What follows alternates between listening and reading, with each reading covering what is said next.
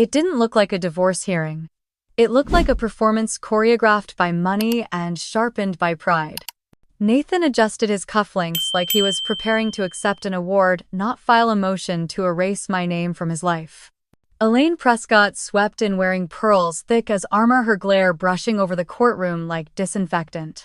Tessa was there too, seated close, her dress the exact shade of champagne she once spilled on my sketchbook. They looked so certain. So untouchable. Then the judge called my name.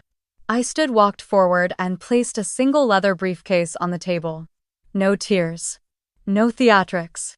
Just the truth they never thought I'd dare to say. I'm Camille Prescott, 33. Software engineer by day, digital artist by night, and I never needed a cent from them. He said it like a closing argument, loud enough for the entire courtroom to hear, as if it were the one truth no one dared to say. She only married me for money. Nathan Prescott, my ex-husband of 8 years, the man who once told me I was his muse, the man who held my hand while I cried over my first lost pregnancy, now stood in a tailored navy suit in front of a judge, arms folded with self-righteous ease, accusing me of being a gold digger. I sat in silence, my palms resting flat on my lap, the fabric of my black dress smooth and uncreased. I wore no jewelry, no lipstick. My hair was pulled back in a neat twist. I wanted to look like I was there for business, not sympathy. Behind me I heard the faint rustle of silk and whispers. Elaine Prescott, Nathan's mother, always made her presence known. Her perfume lingered like obligation, thick, sweet, and suffocating. Well, you can't expect more from a girl who paints for a living, she had once whispered to her country club friends. She's very modest, she'd say, drawing out the word like it tasted bitter. Today, she sat 2 rows behind me, flanked by her carefully curated circle of women, all in pastel suits and pearls. One of them let out a stifled laugh when Nathan's voice echoed again across the courtroom. 8 years, Your Honor, he continued, pretending to address the judge while still staring at me. 8 years of paying for canvases and art supplies and not a single dollar back. No job, no contribution. My lawyer Harold King didn't flinch. He scribbled something on a yellow notepad, then placed a firm hand on my forearm. Not yet, his gesture said. I nodded. Nathan paced once theatrically, like he had seen on those legal dramas he watched late at night. I provided everything, he said. A home in Lake Oswego. Cars. Private healthcare. Vacations. And in return I got someone who locked herself in a studio and painted pictures of horses. I felt my jaw clench at that. They weren't just horses, but this wasn't the moment.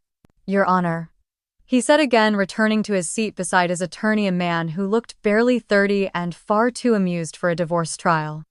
I tried, Nathan added, his tone shifting to faux vulnerability. I really did. But she never wanted a family. Never wanted to be part of mine. That part, I admit, almost made me laugh. Elaine let out a breathy sigh behind me, like the line had touched her deeply. One of her friends murmured something sympathetic. My chest felt tight, but not with sadness. It was something else. Not anger. Not shame. Something steady rising. Judge Whitmore, a woman in her late 50s with tired eyes and a reputation for zero tolerance on theatrics, finally spoke. Let's proceed with the formal statements. I watched Nathan lean back in his chair, smug. He thought he'd won the room.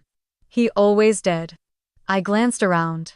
Courtroom 6 Ampere wasn't packed, but there were enough observers, journalists, interns, maybe a few interested members of the community who recognized the name Prescott. Nathan had insisted on making this public. He wanted the narrative. The powerful CEO married a girl who just wanted his bank account. He had no idea what I'd brought with me in that black leather briefcase at my feet. I adjusted the sleeves of my dress and met his gaze for the first time. He looked at me with the same condescension he'd worn for the last 3 years of our marriage. The look he gave me when I asked about the missing payments from his company. When I questioned why Tessa, his assistant, was at every investor dinner. When I stayed quiet and he mistook that quiet for compliance. He looked away first. Harold leaned in. Ready, I breathed in slowly. The courtroom light felt cold even though it was barely 70 degrees outside. Yes, I whispered. Across the aisle, Elaine whispered something sharp to the woman beside her, probably about how I looked plain, like I hadn't even tried. She didn't know I had spent the morning organizing files. Not makeup. Not accessories. Files. Your Honor, Harold said, rising with practiced calm. My client would like to request permission to address the court. Nathan smirked. He had no idea. The judge nodded. Miss Prescott, proceed. I stood. The courtroom went quiet. Even Elaine's group fell still. I reached down slowly and lifted the briefcase onto the desk. The locks clicked open. And just like that, the story Nathan thought he controlled began to slip through his fingers.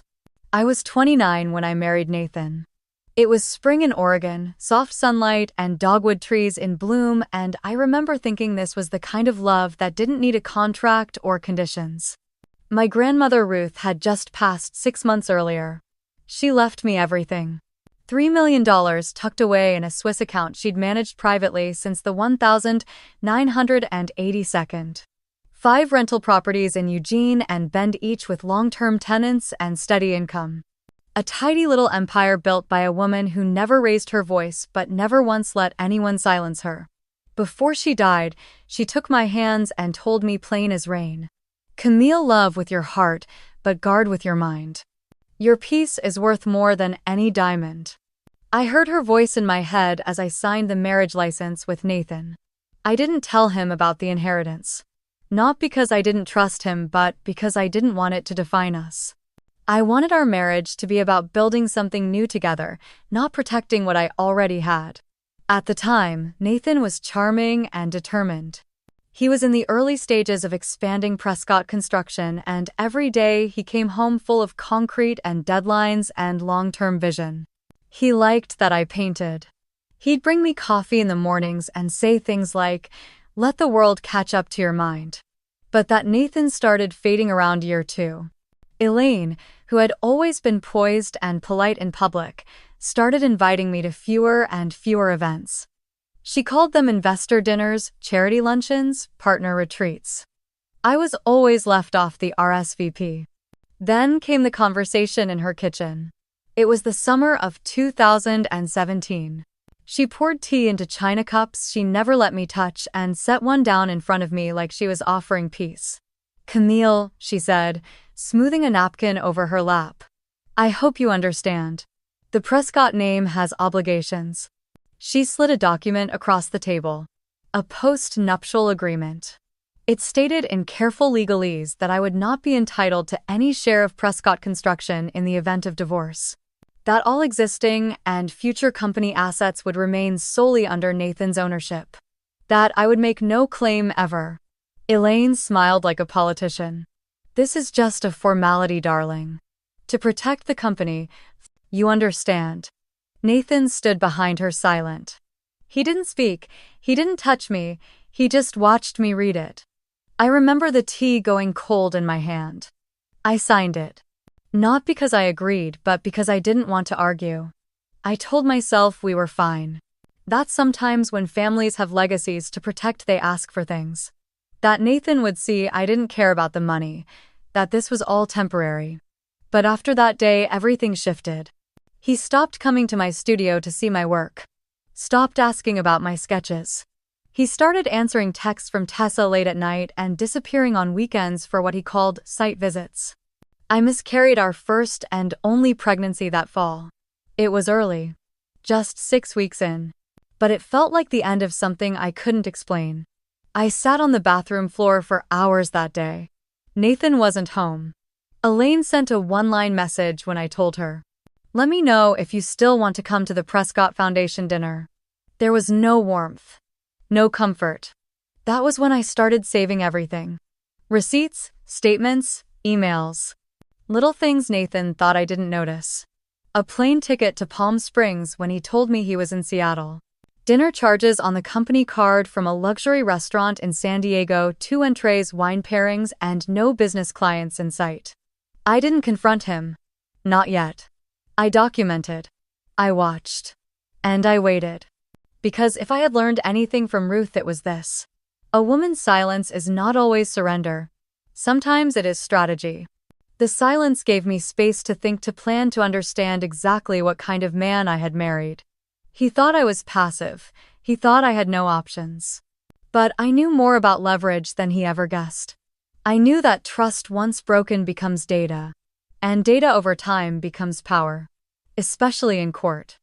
Especially when the man sitting across from you is about to realize he is not the only one who prepared for this day. Judge Whitmore asked for my opening statement. Harold gave me a subtle nod. I closed the briefcase, lifted my eyes, and began. The air in the courtroom held a tension I could almost taste, like the seconds before a summer storm finally breaks. But long before I had gathered bank statements, before Harold had organized evidence into binders, and before Judge Whitmore even knew my name, there was a moment, quiet, humiliating, that shifted everything inside me. It happened at a party.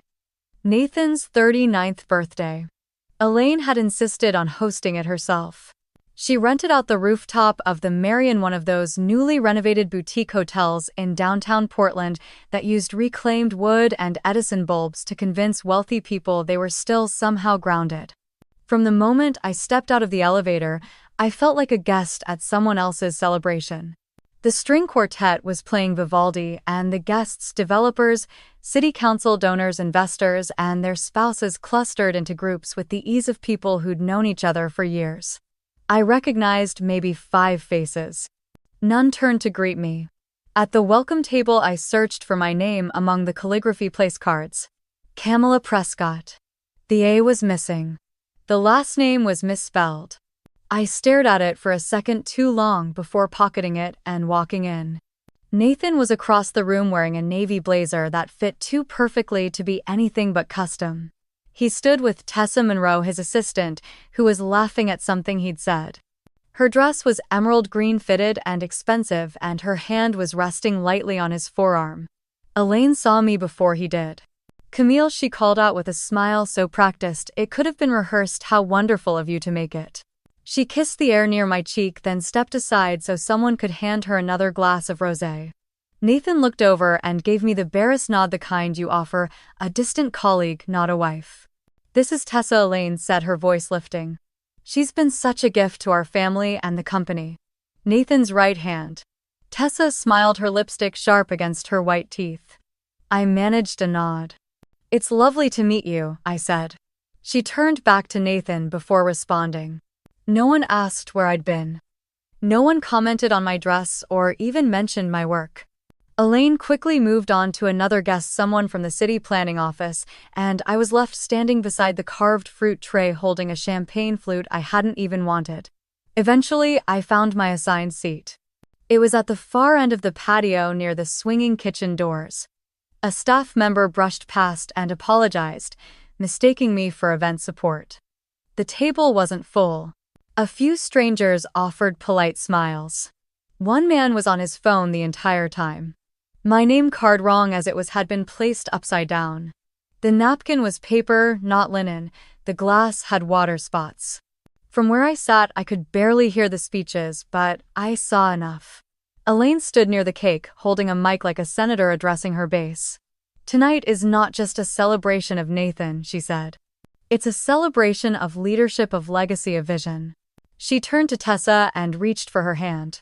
"And behind every great man is a woman who makes the machine run. Tessa, you have been that woman for our family and our company." People clapped. Someone whistled. Tessa laughed like she didn't expect the praise, though her shoulders lifted with pride.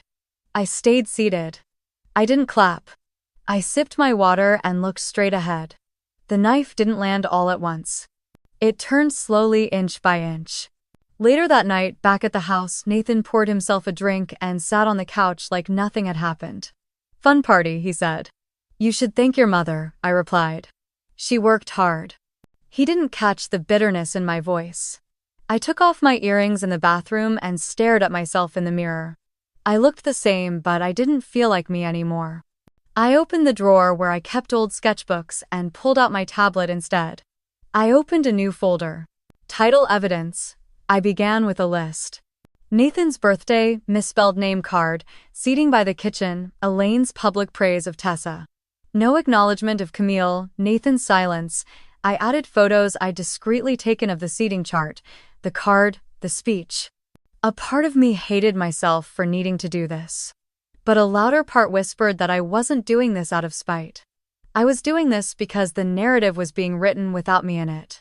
They had started to erase me long before I picked up a digital pen. That night, I didn't cry.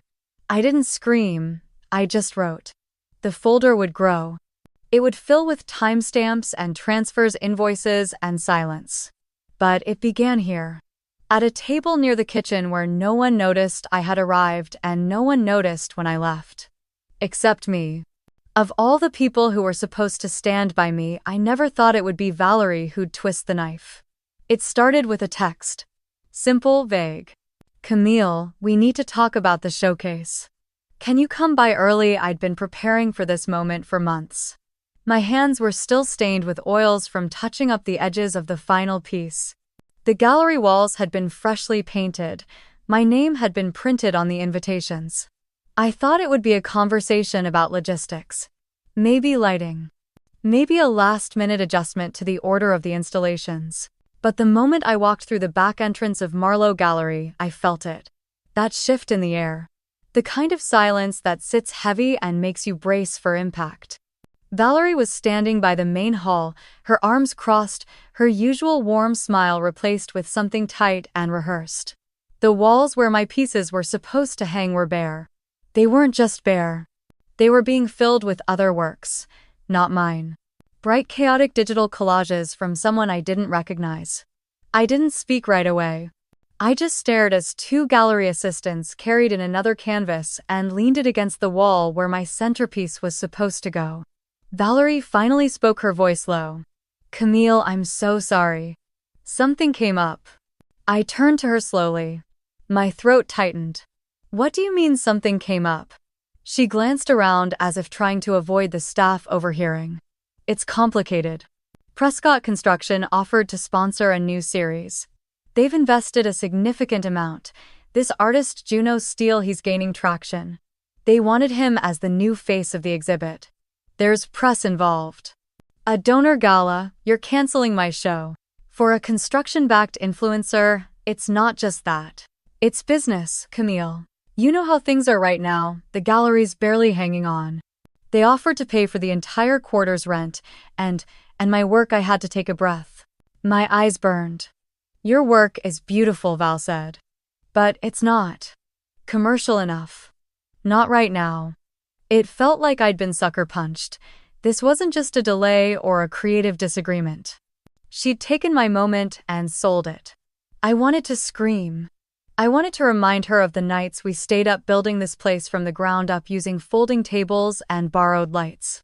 I wanted to bring up the 3 years I helped her curate unpaid just to keep Marlowe's afloat. But instead, I walked out. I didn't slam the door. I didn't argue. I just left. Because I saw it in her face.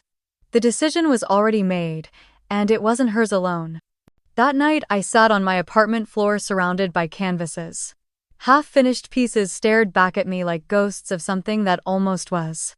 My phone buzzed with notifications from people asking if the show was still happening. I didn't answer any of them. I didn't sleep. Instead, I opened my laptop and typed the name I hadn't used in years into the blank profile form. Luna Noel. It was a name I'd used in college, a pseudonym I signed to sketchbooks for fun before life got complicated. Before my name meant anything or nothing at all. I built the portfolio overnight. Selected my most visceral pieces. Photographed them with bare lighting. No edits. I uploaded everything to an anonymous digital art platform and quietly minted them as NFTs. No fanfare, no PR. No gallery sponsors. Within 48 hours, I sold the first one. An abstract called Soft Collapse. It went for $82,000. At first, I thought it was a fluke. Some crypto collector taking a risk. But then another sold. Then another. Within 2 weeks, 5 pieces were gone.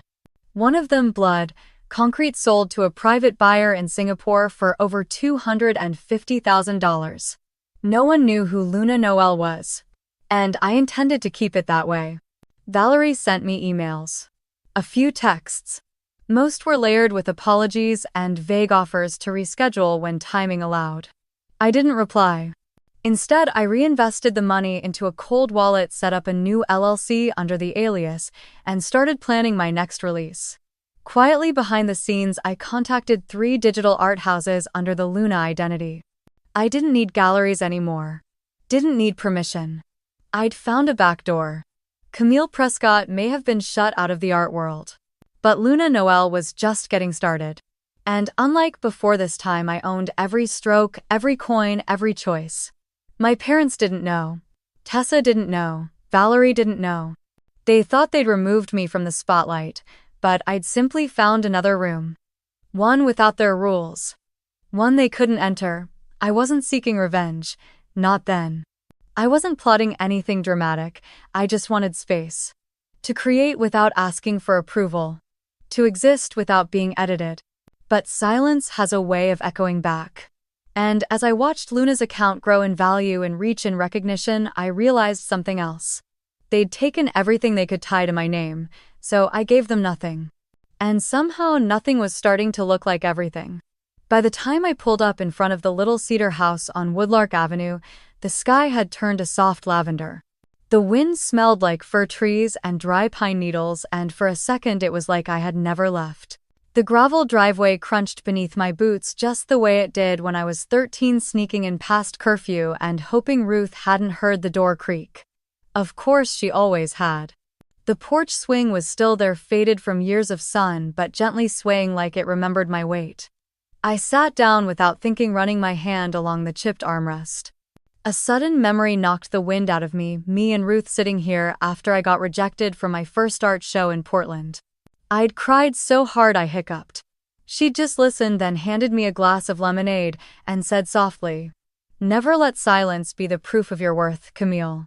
You speak with your work, but when they silence your work, you find another language." I hadn't understood that back then. I think I do now. The front door opened before I could knock.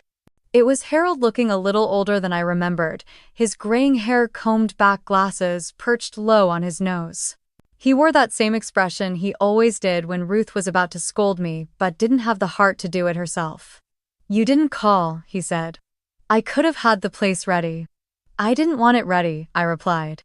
"I just needed to see it as it was." He nodded and stepped aside, letting me into the house that still smelled faintly of old books and eucalyptus. Everything was just where she'd left it. The little wooden bowl of marbles on the windowsill. The photo of her and Grandpa at Cannon Beach. The faded quilt draped over the arm of the recliner. Harold had set up a stack of folders on the kitchen table, thick with tabs and sticky notes. I stood at the threshold, unsure for a moment. Then I walked over and sat down, heart thudding like I was about to open a time capsule from another version of myself. "So," I said quietly, "what did she leave behind?" Harold adjusted his glasses and opened the top folder. "There's the UBS account. 3 million, give or take. She kept it under the radar. Said she didn't want you tied to this family's name financially until you knew who you were without it." That sounds like her. 5 properties across Oregon. 3 in Eugene, 1 in Corvallis, 1 in Grants Pass. All paid off. All rented. Your name's on the deeds now. I stared at the pages. Deeds, titles, balances. Numbers so big they looked like fiction. But none of it felt like a win. Just the echo of a woman who had loved me without condition and wanted me to have tools she knew I might one day need. I asked, "Did she leave a letter?" Harold reached into his coat pocket and slid out an envelope, yellowed slightly at the edges. My name was written on the front in her looping cursive. I opened it with fingers that trembled. "My dearest Camille, if you're reading this, then the world has likely tilted in ways you didn't expect. It always does. I want you to remember that power isn't always loud. Sometimes it's quiet and patient, sometimes it waits. I didn't raise you to grovel. I raised you to walk away when the room no longer deserves you. I hope you find your voice again, however it wants to speak. These assets are not your victory. You are. With love, always, Ruth." I folded the letter slowly, pressing it against my chest like I could absorb her voice back into my skin. Harold sat quietly, eyes on the grain of the table. "You don't have to decide what to do today," he said after a while. I already have. I'm not touching any of it. Not yet. He raised his eyebrows slightly. If I use it now, it'll feel like I needed saving. Like I wasn't enough on my own. Ruth knew that. That's why she never told me about the money. And now I know I don't need it. Not for this. Harold smiled, a small thing filled with approval and grief. You sound like her, you know. I hope so. Later that night, I stayed in the guest room with the window cracked just like I had when I was a kid. The wind rustled the maple tree out front, and the floor creaked with every shift in temperature. I lay there staring at the ceiling, listening to the sounds of a house that had once held all my beginnings. I wasn't running anymore. I wasn't fighting either. I was building. Tomorrow, I would fly back to Seattle. Luna Noel had another digital piece going to auction. But tonight, I let myself belong to a version of me that still believed in lemonade on the porch, in the smell of eucalyptus and old quilts, in the strength of a woman whose name no one had tried to erase. Not yet. Not ever.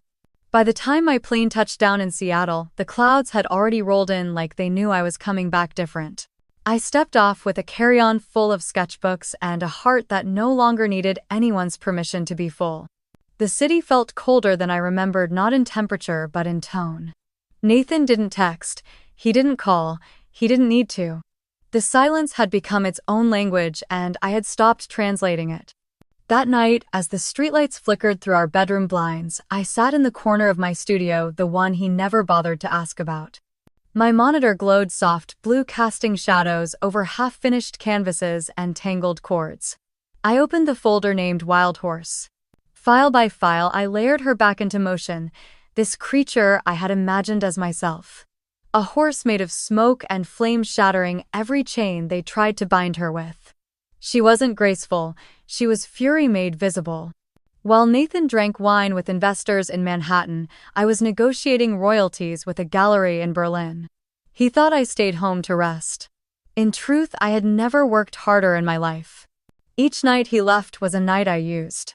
While he posted stories of rooftop cocktails with Tessa tagging her under the table, I posted nothing. Luna Noel posted everything. Valerie came by one afternoon. She let herself in like always, a bouquet of peonies in one hand and a bag of overpriced macarons in the other. She talked about herself for 20 minutes straight while I stirred honey into tea. Then, in a voice she thought was kind, she looked at one of my digital prints and said the words that must have tasted sweet on her tongue. You're still doing these. Elaine always said you were a hobbyist, not a real artist. But hey, at least you're keeping busy. I didn't argue. I didn't defend. I smiled. The way Ruth had once smiled when someone told her lemon trees didn't grow in Oregon. That night I finished the third panel of Wild Horse. The flames on her mane twisted into a crown. I didn't tell Valerie that piece would headline a virtual exhibit across 5 countries. She'd see it when the time was right, or not. It didn't matter anymore. Sometimes I wondered if they ever thought of me while they were together. Nathan and Tessa. Did he tell her he loved me once, that I had named our dog? That I had painted the mural in our hallway, each bloom carrying a memory he said he'd never forget? Or did she only know the version he served on a silver tray, edited and cruelly convenient? I stopped checking his location. I stopped asking when he'd be home. When he came back smelling like her shampoo, I'd excuse myself to the studio. And there, under the hum of the computer fan and the low buzz of city life, I built something real. Bit by bit, Luna's collector base grew. Crypto bids poured in from Paris, Seoul, Dubai. Some nights I could hear their excitement through the screen, strangers thrilled by a digital mare running wild through fire. Camille Nathan called from the hallway one evening. His voice slurred slightly. You ever think about coming with me to New York sometime? Just to, I don't know, see what I do? I kept my back to him, one hand on the stylus. The 4th panel was almost done. The chains had melted. The horse's eyes now mirrored my own. Calm, focused, free. That's all right, I said. I've got my own deadlines. Cool, he said, already halfway down the hall. You're just, yeah, busy. Got it. The next day I shipped 3 signed prints under my alias to a private collector in Milan. They paid in Ethereum and the funds cleared within seconds. I used none of it. The money from Ruth remained untouched. The digital empire I was building was entirely mine. Clean, earned, anonymous.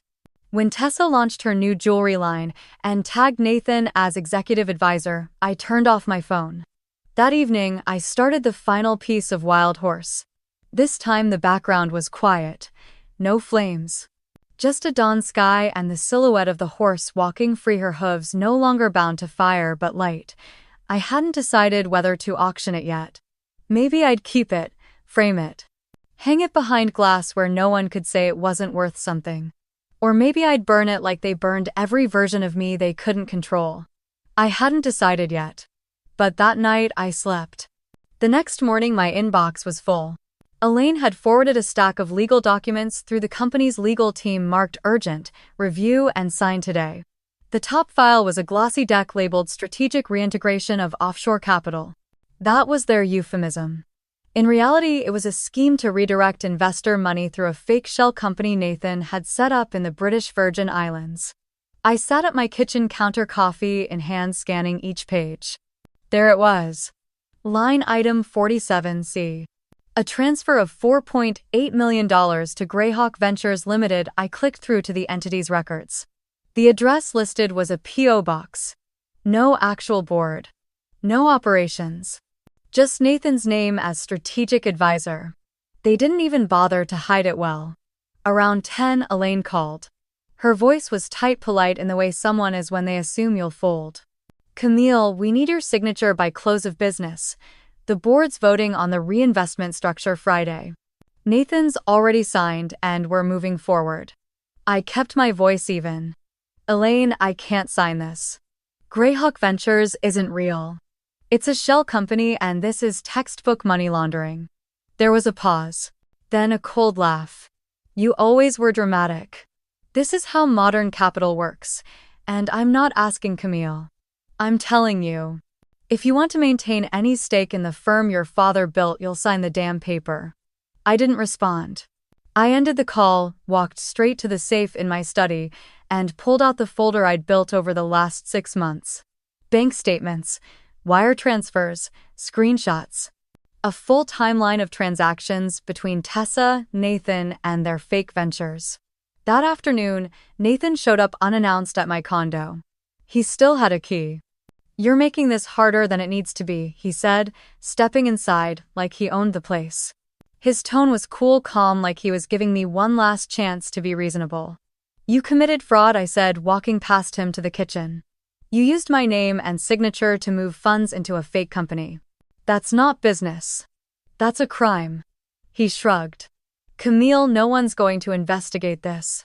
These kinds of transactions happen every day. This is how we stay ahead. And honestly, you should be thanking me. This will double the firm's valuation in a year. I turned, resting my hands on the counter. Is that why you married me? Because I made your firm look legitimate. He didn't answer. 2 days later, I received a petition for divorce via courier. Not an email. Not a conversation. A legal envelope dropped at my door like a dead bird. Inside, the documents outlined a complete financial severance. Nathan claimed I had contributed nothing of monetary value to the marriage, that I was unfit to manage assets, and that I had interfered with lawful business activities. There was a note stapled to the top. 3 sentences. Sign and return by Friday. This doesn't have to be ugly. Let's end this like adults. I didn't scream. I didn't cry. I called Ethan. They're cornering me, I said quietly. And I think they think I'll just take the hit. Ethan exhaled slowly on the other end. Camille, do you still have the documentation? Everything on Greyhawk? Yes. And more. Tessa's brokerage firm is tied to it too. I've got their entire chain of fund movements mapped out. I even traced 2 of their clients, one's a shell for an Eastern European arms syndicate. There was silence. Then Ethan spoke again, calm and deliberate. Then here's what we do. First, we send an official tip-off request to the IRS's Criminal Investigation Division. Second, we file a motion with the court to delay the divorce proceedings based on pending financial investigations. And third, you request to present your financial evidence publicly. Publicly, yes. Full disclosure in open court. If they want to call you irrelevant, let them do it in front of a federal judge. I nodded slowly, even though he couldn't see it. Okay, let's burn it all down. By the following Monday, I was in the courthouse filing my formal response.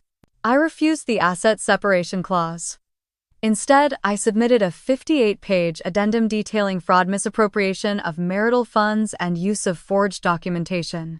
Attached were 3 sealed affidavits, one from a financial forensics expert, one from a former contractor hired by Tessa's firm, and one from me. Elaine called again the next day. She sounded different this time. Less powerful, less sure. Camille. Let's not escalate this. You're still part of the Prescott name. That comes with a responsibility to handle things discreetly. I smiled even though she couldn't see it. I think we define discretion very differently. And I hung up. That evening, a process server delivered a countersuit. They were suing me for defamation. I read it while pouring wine. The irony was almost poetic. They lied, laundered, and fabricated, then accused me of ruining their name. But the real blow came the next morning. I received a call from a journalist at the Sentinel. She had received a copy of the divorce motion from a source close to the family. They were trying to discredit me in the press before the hearing. She asked for comment. I said nothing, then asked if I could call her back later. I sat on the floor of my condo back against the cabinet's file folder spread open across the tile. My life, my real life, laid out in spreadsheets and bank statements. They thought I'd fall apart, but I didn't. I made 2 calls. One to Ethan. One to the IRS agent who'd responded to our tip-off with a single sentence. We're interested. Please proceed. I took a deep breath and reached for the brass clasps of the old briefcase that had sat silently by my feet for the past hour. It clicked open with a sound louder than expected in the echo of the courtroom. The hinges creaked softly, like it too had waited 8 long years for this moment. I pulled out a small stack of documents, each in clear plastic sleeves labeled in my careful handwriting. Then I stood. I didn't look at Nathan. I didn't need to. His silence told me everything. I addressed the judge, my voice, steady, even almost gentle. Your Honor, before this court proceeds with any division of assets or discussion of alimony, I'd like to offer full financial disclosure from my side. What I'm about to show is not for rebuttal, it is for record. I walked slowly to the clerk's desk and handed over the folders. Then I turned to the courtroom. 8 years ago, just before my wedding, my grandmother Elaine left me a trust fund. $3 million. Unrestricted. I never told Nathan because I didn't think I had to. We agreed to build a life together, to earn our keep, to live with integrity. I paused, watching Nathan shift in his chair, his jaw tightening. Throughout our marriage, I never used a single dollar from that account. Not for groceries, not for vacations, not for rent, even when he insisted on moving us into that overpriced condo in Bellevue. Every bill I paid from my salary. Every birthday gift I bought for his family came from my freelance contracts. Every time his sister's kids needed something, I covered it from my own savings. Because I thought that's what love did. It showed up. Behind me I could hear murmurs, tiny rustlings, a breath caught here and there. I didn't look back. Nathan, on the other hand, told people I married him for money. That I was draining him. That I'd landed a cushy life and spent my days playing house while he worked 80-hour weeks. But let me be clear. I have bank statements from the past 8 years. Not 1 cent of his income was ever touched for my expenses. Not even for coffee. I brought my own. I packed my lunch. I wore the same 3 pairs of shoes for 5 years. Because I wanted to be independent even in marriage. And then came the hardest part. But when I realized my independence was being weaponized against me, turned into a story of entitlement, of manipulation, I understood something very clearly. It wasn't about money. It was about narrative. And Nathan, you spun one without ever asking me who I really was. Nathan's attorney leaned over, whispering rapidly. Nathan's face turned red. His mother, seated 3 rows back in her navy suit and pearl earrings, looked like she'd swallowed ice. Her hands clenched around the strap of her handbag. I remember those hands. They used to hand me pies at Thanksgiving with forced warmth. Now they looked like claws on leather. I turned back to the judge. I'm not angry. Not anymore. But I'm tired of being misunderstood. So let me say it plainly. You said I married you for money. But I never needed yours. I walked back to the witness stand, lifted the remaining folder, and opened it to a page highlighted in yellow. These are wire transfer records from my grandmother's account, untouched since the day she signed it over to me. $3 million earning modest interest, never withdrawn. You'll see that the only activity is quarterly reporting and annual tax payments, all paid from the interest itself. The judge looked over the papers, his brow furrowed in concentration. I closed the folder. If I had wanted money, I would have used it. If I wanted status, I wouldn't have chosen to work 16-hour days from a converted guest room building financial models for startups who couldn't pay on time. What I really wanted was to build something real with someone who saw me. Who didn't just tolerate my ambition but understood it. Who didn't whisper jokes about my spreadsheets at dinner parties or tell his friends I was playing Office while he ran the real show. Nathan was no longer looking at me. He was staring down at the table, his fingers tapping in a rhythm I remembered from every anxious conversation we ever had. The same rhythm that used to drum against our kitchen counter when he couldn't admit he'd forgotten our anniversary. Or when I caught him lying about working late. I looked at the judge. I'm not seeking damages. I'm not asking for alimony. I just want the record to reflect the truth. Not the version they've passed around over wine and barbecue, but the actual facts. The judge nodded slowly. We'll take this into account. I turned back toward my table. My attorney gave me a small nod. No smiles. Just quiet understanding. As I sat down, I could feel all eyes on me. But for the first time in months, I didn't shrink under the weight of them. Across the aisle, Nathan's lawyer leaned in and whispered something again. Nathan jerked his head, slightly annoyed, but he said nothing. That silence. It was louder than any accusation he'd ever thrown. The court called a 5-minute recess. I stayed seated. My hands rested on the table, fingers gently tapping the edge of the briefcase. The same one my grandmother gave me when I graduated college. It still smelled faintly of leather and lemon polish.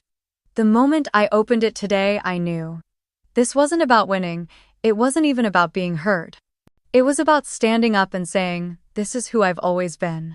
And if they couldn't see that until now, it wasn't my loss. The lights dimmed just a touch, the way courtrooms sometimes do when the projector whirs to life. The silence was thicker than before, not tense but expectant, like the collective breath of the room had been drawn, and no one dared exhale. I clicked the remote in my hand. The screen lit up behind me. A painting appeared. Red, orange, black, wild strokes slashing across the canvas like a storm uncontained. It was fire and fury and chaos. It was heartbreak and defiance and something primal breaking through. The title appeared beneath it: Wild Horse, artist Luna Noel. I let it linger there, not saying a word. Then came another. And another. Each piece more explosive, more visceral. They weren't gentle portraits or sterile abstracts. They were raw, untamed emotions stretched across canvas, sold in private showings, sealed deals, collectors who whispered her name with reverence. Luna Noel had been the art world's fever dream for the past 5 years. I looked over at Nathan. His jaw tightened. His left leg bounced once. He knew that name. He had chased that name. But he hadn't known it was me. The room was still so quiet I could hear my own heartbeat as I stepped closer to the screen. I opened the folder in my hand and pulled out the first sheet. Here are the authenticated contracts of sale, I said calmly. All signed, all verified. The piece on screen, now Wild Horse, was sold 3 months ago to McIntyre Holdings for $6.8 million. A soft gasp somewhere behind me. That sale was made under a limited liability company registered in Delaware. I own it. The transfer went through 3 layers of shell protections. Just like Nathan taught me when we were younger, and he used to brag about his old funds methods. He shifted in his seat. The final buyer, I looked him directly in the eye. Your largest direct competitor. The one who just acquired your patent dispute case and pulled out of your Series D round last minute. He blinked. Hard. His lawyer whispered something. He didn't respond. I turned back to the screen and clicked again. More contracts. More headlines. More sales. Each one verified time-stamped traced to Luna Noel. A name I had carried like armor and like chains depending on the day. Behind me, whispers had begun. Quiet but urgent. Elaine's hand gripped the edge of her seat like she needed it to stay upright. Tessa was whispering frantically to her lawyer. Valerie, sitting closest to the exit, shifted toward the door. I raised my voice slightly enough for everyone to hear. You all said I was nothing without Nathan. That I was writing his name, his world. That I was lucky to be tolerated. I looked over my shoulder, pointed at the screen. That is what I built while you erased me. The silence was absolute now. No rustle of suits, no tapping heels, just the full weight of everything they hadn't seen coming pressing in. I turned toward the judge. Your Honor, these disclosures are not meant for drama. They are part of financial disclosures related to our divorce proceedings. My assets, independently earned and maintained, were previously withheld for privacy and safety. They are now being disclosed in full compliance with court procedure. The judge nodded, his face unreadable. The opposing counsel asked for a recess. Denied. I clicked once more. The final image filled the screen. Wild horse again. But this time the buyer's identity was in bold at the bottom. It wasn't just a competitor. It was the one who had recently poached 3 of Nathan's top executives. The timing hadn't been a coincidence. There was a slow, audible intake of breath across the courtroom. That piece was painted the night Nathan told me I was a placeholder. I said quietly. I didn't paint it to sell it. I painted it to survive him. I stepped down from the platform and walked back to my seat.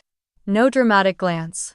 No anger in my steps, just clarity, solid and unshakable. As I sat, Valerie made her move. She stood, suddenly muttered something to the attorney beside her and started toward the back of the courtroom. But she didn't make it halfway before a bailiff stepped in her path. Her face froze. She turned back toward Elaine. Elaine didn't even look at her. Her gaze was locked on me. And for the first time I saw something in her eyes that had never been there before. Fear. Not of me, but of everything she hadn't known, everything she had dismissed, everything she had helped destroy. Tessa leaned forward, her voice urgent, too low for me to hear the words, but I saw the panic in her gestures. Meanwhile, I just sat there. Still. Calm. Like the eye of the storm they had tried to summon against me. And I didn't need to lift a finger. Because the truth was burning everything down on its own. The courtroom air felt thick, the kind that doesn't move no matter how many ceiling fans whirl overhead. I reached into my folder and pulled out the final stack of documents. My fingers didn't shake. I didn't blink. My voice was steady as I walked to the center and handed the evidence to the clerk. The judge adjusted her glasses, brows furrowing as she flipped through the first few pages. Behind me, I could hear a whisper ripple through the crowd. The presiding IRS agent leaned forward, eyes scanning faster than mine ever could. It was all there. Every transfer, every forged ledger, every wire to the offshore accounts registered under shell corporations in Belize and Cyprus. And most damning of all, the emails. Tessa's signature on falsified statements. Nathan's name authorizing consulting fees paid to non-existent firms. Valerie's gallery laundering the proceeds through fake sales. I took a breath and looked at Tessa. Her mouth was parted, slightly confused. Then her eyes darted toward the judge's bench as if that might save her. She whispered something to Nathan, who was already turning gray beneath his tanned skin. Judge Marlowe cleared her throat and called for quiet. Then she said it. The 5 words that dropped like a hammer. This is a criminal matter. Gasps. A few chairs scraped. Tessa stood up like she'd been stung. What is this? She snapped. This wasn't part of. Her voice broke off when 2 uniformed officers entered from the side. I didn't need to turn around. I knew they were for her. Miss Prescott, one of them said calmly, please place your hands behind your back. Tessa laughed. The kind of laugh you hear at the edge of a cliff when someone realizes gravity doesn't care about pride. She looked to Nathan. He didn't move, She looked to Elaine. Elaine was frozen, eyes blank. She even looked to Valerie, who clutched her purse so tight her knuckles turned white. "Are you seriously arresting me right now, in front of everyone?" Tessa cried. "For what? Some dumb spreadsheets." She turned to me. "You think this makes you better? You think this fixes anything?" She was crying now, ugly crying. The kind that ruins mascara and makes the whole room feel like it's shrinking. The officer repeated the instruction. Tessa backed up, knocking over a chair, and that was when they stepped forward and took her by the arms. "You're going to regret this," she shouted as they cuffed her. "I did it for the family. For us. You think you're so clean, Camille. You're not. You're not." The door shut behind her like a book closing. A pause stretched over the room, long enough for the silence to settle deep in the chest. The judge looked at Nathan next. "Sir, I've been advised to inform you that the Department of Treasury has issued a temporary asset freeze. You are not permitted to move any capital, liquid or otherwise, until the matter is reviewed by federal authorities." Nathan didn't say anything. He just stared at the floor. For a second, I wondered if he even heard her. Then I saw it. His hand twitching on the armrest. Barely, but it was enough. I turned to Valerie, who had slipped halfway toward the aisle. She stopped when she saw me watching.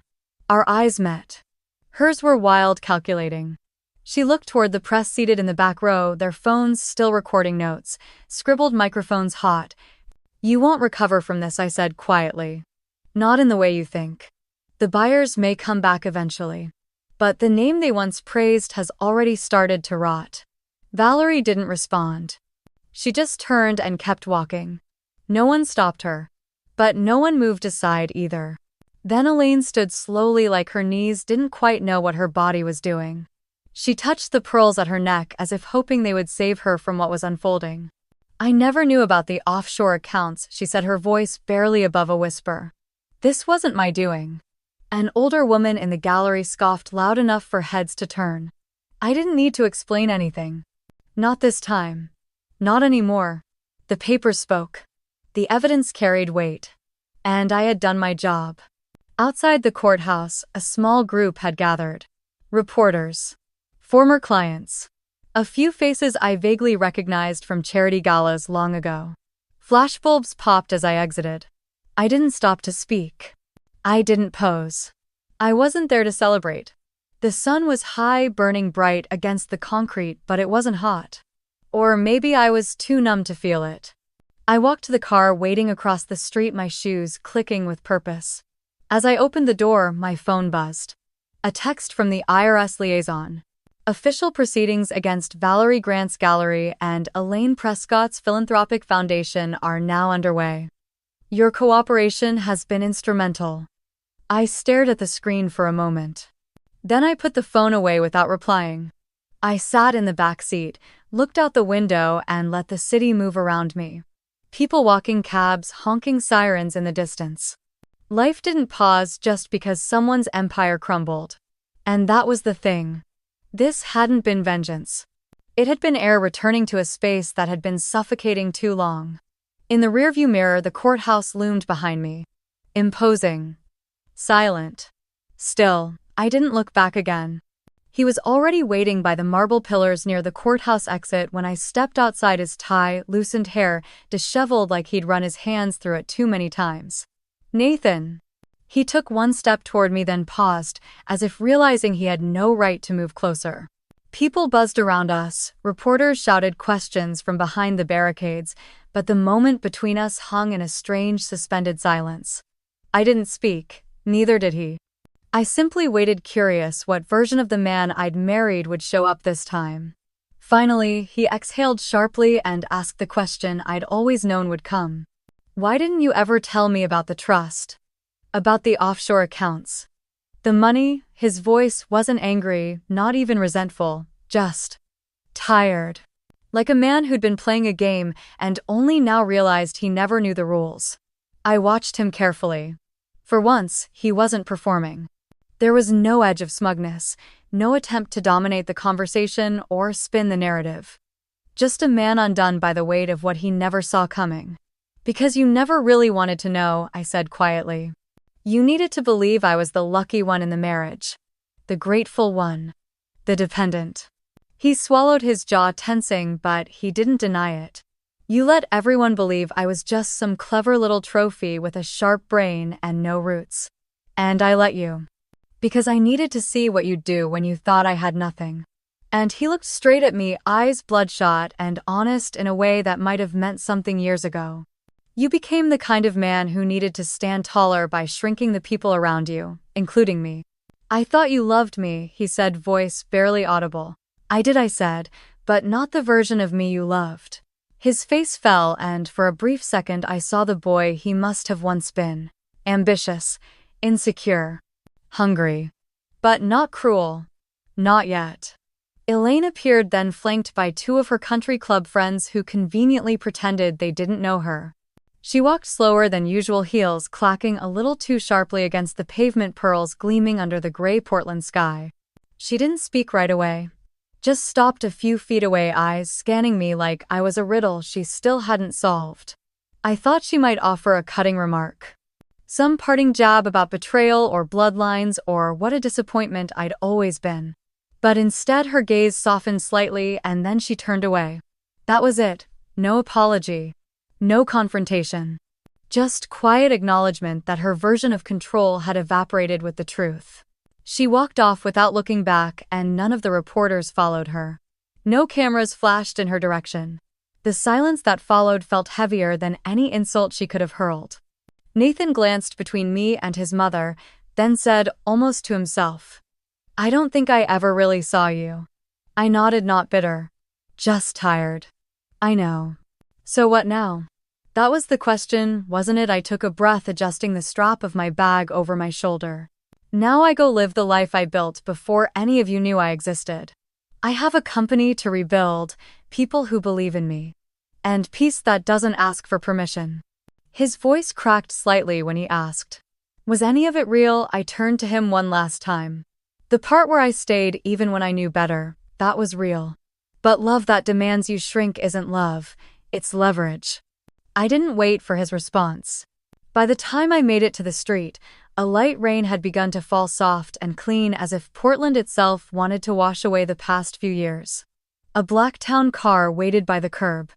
Inside, Mark sat with his laptop open, tie off, sleeves rolled, tapping away at something he'd probably rewrite 3 times before he let me see it.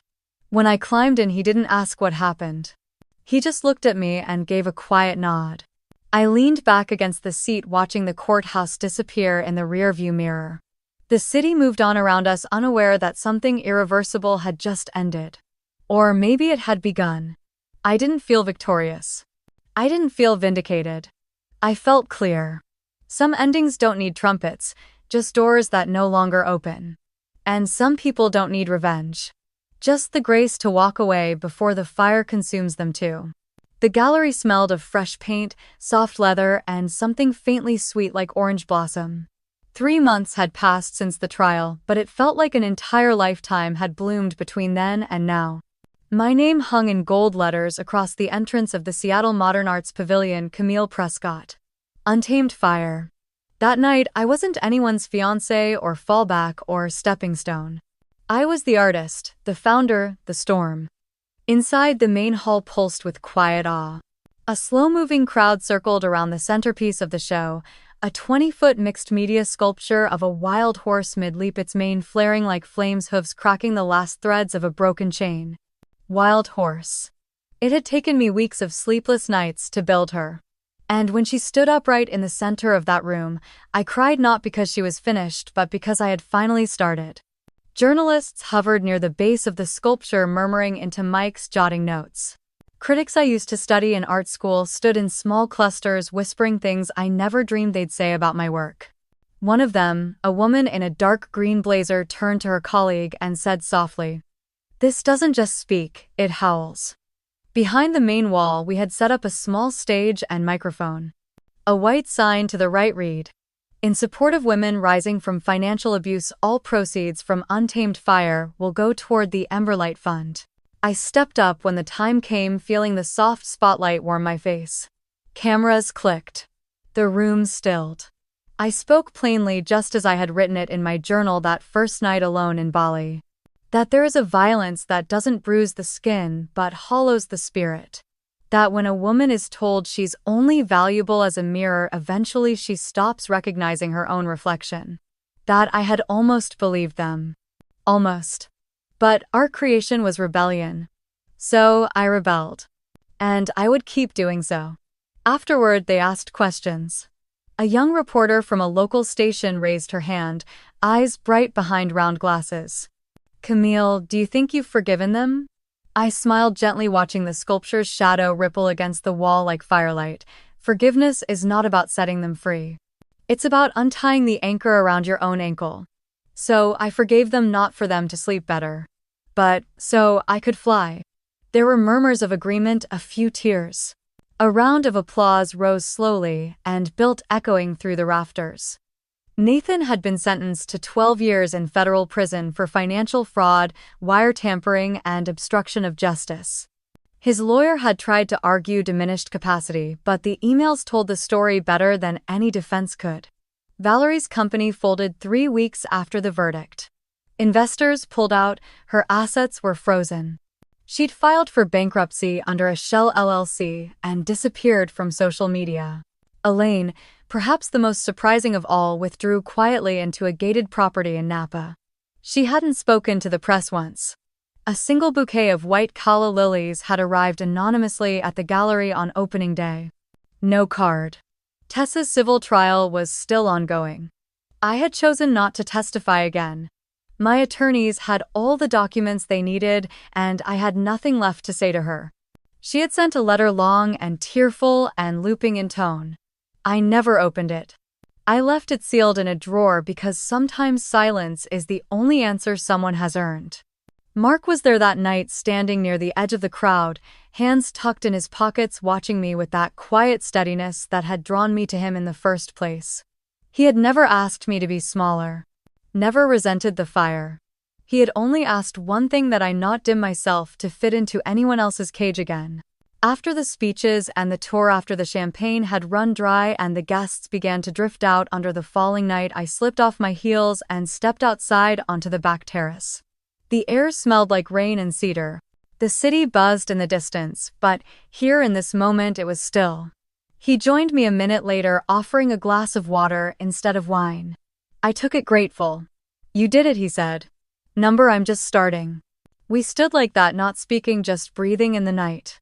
There's something about surviving that no one tells you. It's not loud. It's not a finish line with confetti. It's soft and slow, like growing new skin.